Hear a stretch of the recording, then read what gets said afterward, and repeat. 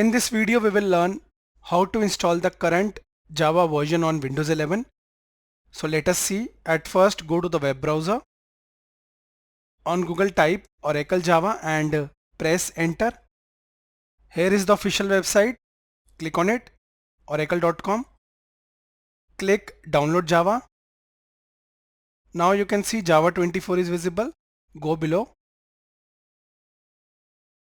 Here under JDK 24, click Windows, and here are the Windows versions.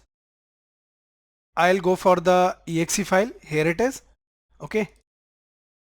Click on it. The download started. Let's wait. We have downloaded the exe file. Right click and click open to begin the installation. Minimize. The installation started. Click next. Java will get installed in the following location. Keep it as it is and click next.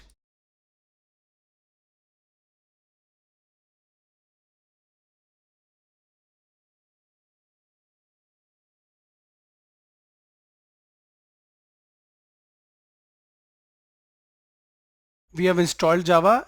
Click close. Now let us set the path. Go to C drive.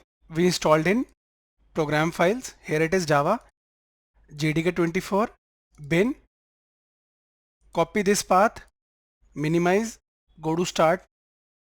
Type environment variables. Click the following. Edit the system environment variables. Click open.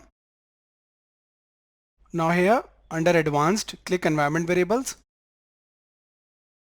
Under system variables, double click path. Now here click new and paste the same path. We have pasted it.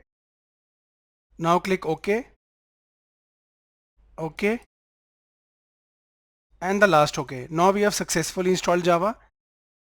Go to start, type cmd, click open. Type the command java space hyphen version and press enter. If the following is visible, that means we successfully installed Java 24. Now to run your first Java program, refer to the link in the description of the video. We have also added a free Java tutorial. Thank you for watching.